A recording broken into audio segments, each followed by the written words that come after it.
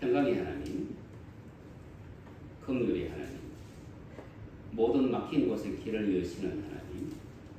그래서 여러분, 제가 때때로 한 번씩 하나님의 은혜를 이렇게 생각해 보면 참 놀랄 때가 있습니다. 첫째는 하나님께서 너무나 세밀하셔서 제가 하나님께서 우리의 호흡을 세신다. 여러분, 우리는 1분에 한 30번, 20번 정도의 호흡을 합니다. 들숨, 날숨, 그리고 폐에 머무는 시간, 이것이 한 3초 정도 걸립니다. 1분에 한 20회 정도 호흡을 하는데, 하나님 우리의 호흡까지 세신데, 우리의 호흡을 세신다는 그 말씀 속에는 하나님께서 우리의 모든 고통도 하나님께서 다 간파하고 계시다는 것이고, 두 번째 제가 하나님의 은혜에 대해서 놀라는 것은 우리가 전혀 예측하지 못한 방식으로 하나님이 막힘없이 길을 열어가시기 때문에 제가 또 놀랍니다. 세 번째 제가 놀라는 것은 하나님은 영원한 현재이시기 때문에 하나님이 당신의 말씀을 잊으신 적이 한 번도 없으시다는 것에 제가 놀랍니다. 하나님은 말씀하셨고 잊으신 적이 없으시고 우리를 세밀히 살피시고 막힘없이 일을 진행하십니다. 하나님이 막힘이 없으시다. 하나님이 잊으심이 없으시다. 그리고 하나님은 너무나 세밀하게 길을 열어가신다. 우리는 그것을 하나님의 경륜이라고 합니다. 여러분, 경륜이라는 이 말의 뜻은 자전거 경기하는 것이 경륜이 아니고요. 경륜이라고 하는 것은 뭐냐면 원래 이 말은 두 단어가 합쳐진 말입니다. 오이코노미아라고 하는 말인데 오이코스라고 하는 것은 집을 뜻합니다. 그리고 네모라고 하는 말은 나눈다, 살핀다라는 뜻입니다. 여러분, 내가 지금 집안에 있습니다. 집안에 있으면 내 집안에 무엇이 어디에 위치하고 있는지 나는 다 알아요. 다 압니다. 내 가족이 어떤 음식을 좋아하는지를 알아요. 내 가족이 어떤 스타일의 옷을 좋아하는지도 알아요. 내 가족이 외식을 하게 되면 이 사람은 어떤 식당 어디로 가는 걸 좋아하는지도 다 알아요. 내 자녀가 어떤 꿈을 가지고 있는지도 다 알아요. 그리고 먹고 싶어하는 그거를 해줘요. 입고 싶어하는 그곳을 사줘요. 가고 싶어하는 그곳으로 데리고 가줘요. 이것이 성경에서 말하는 경륜입니다. 그러면 하나님께서 우리를 향한 경륜을 가지고 계시다는 얘기는 우리를 속속들이 다 알고 계시다는 얘기입니다. 저 마음속에 어떤 소망을 가지고 있을까? 정말 원하는 것이 무엇일까? 하나님께서 어떻게 길을 열어주기를 원하실까? 그리고 하나님은 그 흐름을 열어주세요. 이 모든 것이 하나님의 경륜인데, 그런데 그 경륜은 하나님이 비밀이라고 말씀합니다. 비밀이라는 얘기는 사용되어진 적이 한 번도 없고 아는 사람이 한 사람도 없고 그리고 어느 누구도 예상하지 못한 방법이라는 거예요. 오늘 출애굽기 14장 말씀에 보면 하나님께서 이렇게 말씀합니다.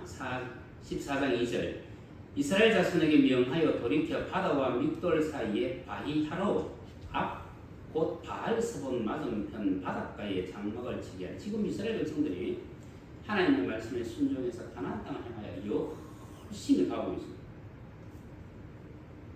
열심히 가고 있는데 갑자기 하나님이 돌이켜라고 말씀하세요. 야, 빠꾸해라. 빠꾸해라. 방향을 바꾸라. 방향을 바꾸어서 지금 어디로?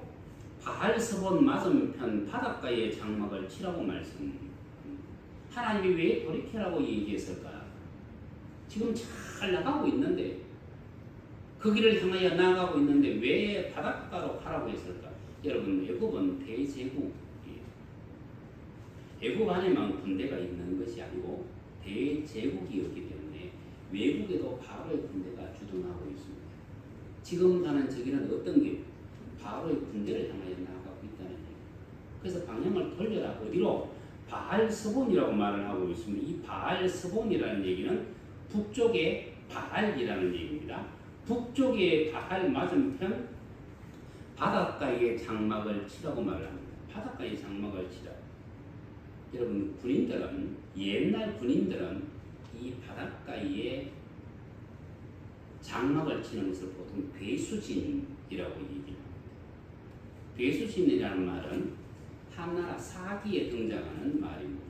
한나라의 한신이 조나라의 대군, 아주 큰 대군과 전쟁을 할 때에 야 정말 사생결단을 하자, 목숨 내놓고 싸우자. 그래서 그가 군대의 진을 어디에 쳤느냐면 강 옆에다가 쳤습니다. 뒤에는 강이에요. 물러나면 나는 강에 빠져 죽어야 돼요. 내가 살기 위해서는 악자같이 싸워야 돼요. 그렇게 해서 조나라를 물리쳤습니다. 그것이 배수의 진이라고 얘기하는데 지금 하나님께서 말씀하시는 이 내용이 바닷가에 장막을 치게 하라고 말씀합니다.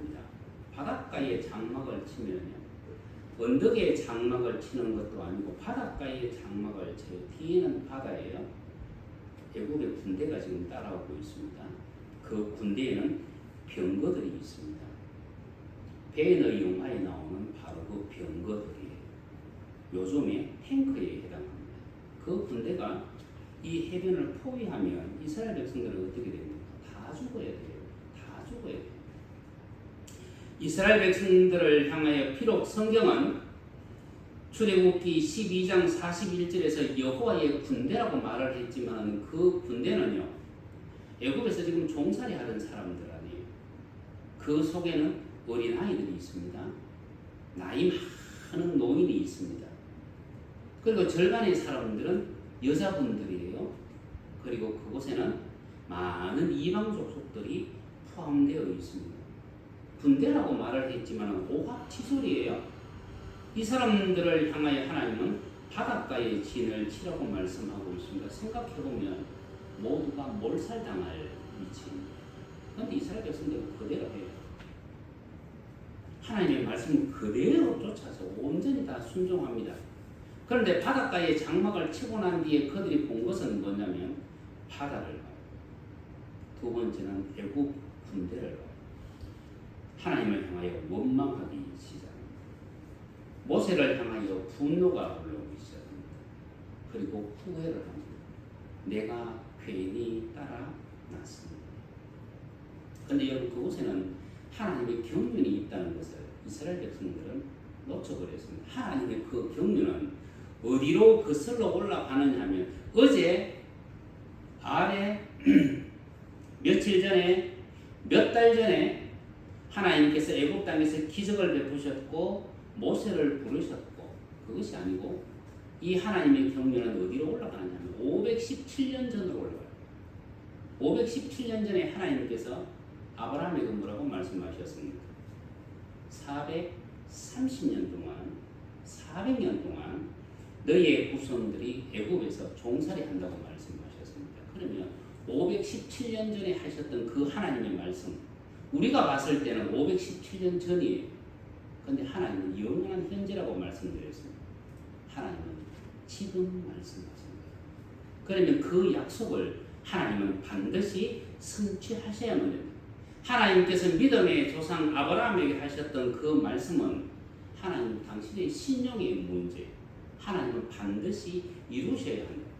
그러면 하나님께서 이스라엘 백성들을 저 바알스본 맞은편, 바알 맞은편 그 바닷가로 인도하셨을 때는 하나님께서 뭔가 하실 일이 있으시다. 우리는 절망을 향하여 나아가는 것 같은데 하나님은 그 절망 속에서 항상 길을 여시더라. 우리가 전혀 예측하지 못한 방식으로 하나님은 길을 여십니다. 여러분 하나님께서 바닷길을 여실 줄은 누가 알았겠습니까? 하나님은 이곳에서 일석이조의 열매를 거두십니다. 첫째는 바로의 군대를 멸하십니다. 두 번째는 고린도전서 10장 2절 말씀에 보니까 전체 이스라엘 백성들 20세부터 60세까지 남자만 60만 3,550명, 어른, 아이, 여자 전부 합쳐서 200만 명의 사람들. 여러분 제가 한 사람을 불러내어서 아버지와 아들과 성령의 이름으로 너에게 세례를 주노라. 이렇게 세례를 주면 하루에 몇 사람을 줄 수 있을 것 같아요? 밥도 안 먹고 물도 안 마시고 화장실도 안 가고 잠도 안 자고 하루 종일 세례만 준다. 아버지와 아들과 성령의 이름을 세례를 준다. 나와. 하루에 몇 살이나 줄 것 같아요. 한 1000명 주고 나면요, 저는 아마 기절해버려요. 근데 하나님 이 바닷길을 이으시면서 고린도전서 10장 2절 말씀에 보니까 전체 이스라엘 백성 200만 명의 사람들을 한 방에 세례를 다 주십니다. 누가 그럴 생각을 했겠습니까? 바다를 이으시고 당신의 백성들에게 세례를 주시고 그리고 바로의 군대를 멸하고 우리가 전혀 생각하지 못한 방식으로 역사하셨던 하나님은 오늘 우리의 삶 가운데서도 동일하게 역사를 하십니다. 여호수아 3장 이렇게 기록되어 있네요. 요단이 곡식 거두는 시기는 항상 언덕에 넘치더라. 여러분, 요단이라는 이 말의 뜻은 몰아친다, 휘어감는다라는 뜻입니다. 몰아친다, 휘어감는다. 지구상에서 가장 낮은 평야, 요단 평야, 아라바 평야라고도 얘기를 합니다. 그 평야를 가로지르는 요단 강물, 이 강물은 사해로 흘러 들어갑니다. 이 강물에 휩쓸리면 죽음의 바다로 들어갈 수밖에 없습니다. 오늘 3장 16절에 이렇게 기록합니다. 곧 위에서부터 흘러내리던 물이 거쳐서 사르단에 가까운 매우 멀리 있는 아담 성읍 변두에 일어나 한 곳에 쌓이고 아라바의 바다 여메로 향하여 흘러가는 물은 완전히 끊어집니다. 여러분, 아라바의 바다라고 했는데 요단 들판을 아라바라고 얘기를 합니다. 그래서 요즘 또 여메를 아라바의 염해라고 얘기합니다. 여러분, 이 요단은 아브라함과 헤어졌던 조카 롯이 살던 곳입니다. 롯이 그 들판에 살다가 점점 소돔 가까이로 내려갔습니다. 이스라엘 백성들이 이 강물에 휩쓸리는 순간 그들은 사해로 들어갈 수밖에 없어요. 그런데 하나님께서 오늘 말씀하시는 것이 무엇입니까? 그곳으로 들어가라고 말을 합니다. 그 휘몰아치는 그 강물 속으로 들어가라고 말을 합니다. 다리를 놓아라고 말씀하지 않습니다. 들어가라고 말씀을 하세요. 발을 물에 잠그라고 말씀을 합니다. 그런데 그 잠근다는 그 말씀이 성경은 역시 세례를 뜻합니다. 밥티조라고 하는 단어를 사용하고 있습니다. 그들의 발이 물에 잠기자 물이 끊어졌습니다. 어디까지요? 아담의 변방까지 그 물이 쌓였다고 얘기했습니다. 여러분, 보통의 자연인은 아담이 가지고 있던 그 원죄가 흘러내려옵니다.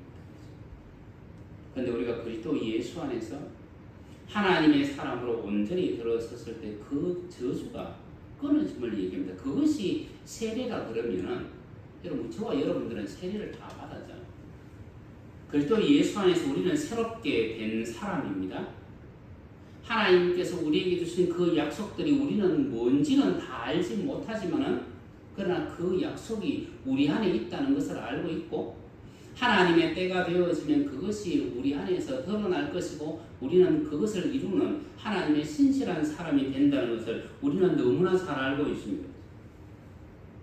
그럼 하나님께서 바울을 왜 선택하셨을까? 우리 주 예수 그리스도께서 그 사도 바울을 왜 선택하셨을까? 예수님 당시 이 지중해를 중심으로 한 그 서아시아, 아프리카, 저 유럽까지는 로마가 다스리고 있었습니다. 여러분, 로마의 정치력이라고 하는 것, 로마의 군사력이라고 하는 것은 엄청납니다. 그죠? 엄청납니다. 그러면 주 예수 그리스도의 복음을 전해야 될 사람 중에 어떤 사람이요? 로마의 정치력을 등에 입을 수 있는 사람, 로마의 군사력을 등에 입을 수 있는 사람이 필요한 거예요. 그래서 하나님께서 로마의 시민권자인 사도 바울을 선택한 거예요. 주 예수 그리스도를 핍박했던 사람, 하나님의 사람들을 돌로 쳐 죽였던 그 사람. 그런데 그 사람은 유대인들의 입장에서 보면 유대인의 율법을 통달한 사람, 로마인들의 입장에서 보면 그리스 로마 철학을 이수한 사람이에요. 그리고 그 사람은 달변가예요. 여러분, 그가 주 예수 그리스도의 사람으로 돌아서는 순간에 하나님은 그가 가지고 있는 율법의 지식, 그가 가지고 있는 철학의 지식, 그리고 그가 가지고 있는 그 달변가의 언변까지 전부 다 사용하실 수 있습니다. 근데 주님이 그를 가만히 두시잖아요. 주님께서 땅에서 사역하시는 동안 이 사도 바울에 대해서 이런 눈짓이라도 한 적이 있으신 줄 압니까? 제자들에게 아무런 은지도 주지 아니했습니다. 여러분, 내가 만약에 원수라고 생각을 한번 해보십시오. 저 사도 바울이라고 하는, 저 사울이라고 하는 저 인간이 나중에 그 율법적인 지식, 철학적인 그 어떤 지식, 그리고 저 달변한 저 모든 것을 가지고 예수님 편에 설 거야. 이것을 만약에 사단이 알았다 그러면 그 사울을 그냥 두겠습니까? 그냥 두지 않았겠죠. 근데 주님은 침묵하세요. 가만히 계세요. 그가 탁월한 율법 지식을 가지고 있고 탁월한 철학적 지식을 가지고 있고 아주 좋은 언변을 가지고 있고 나를 핍박하지만 내 사람을 핍박하지만 주님은 전혀 내색하지 않으십니다. 왜냐하면 저는 변화될 수 있는 사람이에요. 여러분, 어리석은 사람은 생각의 충돌이 일어나면 자기가 어리석지 않다는 것을 증명하기 위해서 그 고집을 계속해서 붙잡아요. 그런데 진짜 지혜로운 사람은 생각의 충돌이 일어나면 생각을 바로 바꿔버립니다. 그럼 사도 바울은 바로 바꾼 사람입니다. 다메섹으로 가다가 그는 나는 내가 핍박하는 예수니라 그 한 방 때문에 그의 모든 인생을 다 바꿔버렸어요. 원수가 하나님이 사울을 바꾸어서 사용할 줄 알았을까 몰랐을까? 몰랐다는 얘기예요. 몰랐기 때문에 사도 바울 자체가 하나님께서 숨겨놓은 비밀의 경륜이었고, 그래서 바울은 자기가 행하는 모든 일에 대하여 하나님의 비밀의 경륜이라고 말을 하고 있습니다. 그럼 우리도 하나님의 비밀의 경륜에 포함된 사람들이고 우리 속에도 하나님의 비밀을 다 보유하고 있다, 소유하고 있다. 홍해 바다 앞에서 일석이조의 열매를 거두시는 하나님, 저 회몰아치는 요단 강물에서 저주를 끊으시는 하나님이 우리의 아버지세요. 바울 속에 드러나지 않는 비밀을 주신 분도 하나님이시고 바울을 통해서 어느 누구도 예측하지 못한 일을 하신 분도 우리의 아버지세요. 하나님은 바로의 군대를 보지 않습니다. 하나님은 홍해 바다를 보지 않습니다. 하나님은 휘몰아치는 요단 강물을 보지 않습니다. 그런데 사람은요, 바로 그것을 보거든요. 그것을 보고 그것 때문에 절망하거든요. 우리는 우리의 이성과 우리의 감각을 뛰어넘는 하나님의 경륜이 있다는 것을 우리는 너무나 잘 알고 있습니다. 그런데 그것에 대해서 우리는 얼마나 감사하고 있습니다. 하나님, 내가 하나님의 경륜 속에 있음을 내가 믿습니다. 하나님의 경륜을 내가 이루어 나가는 사람이 되기를 원합니다.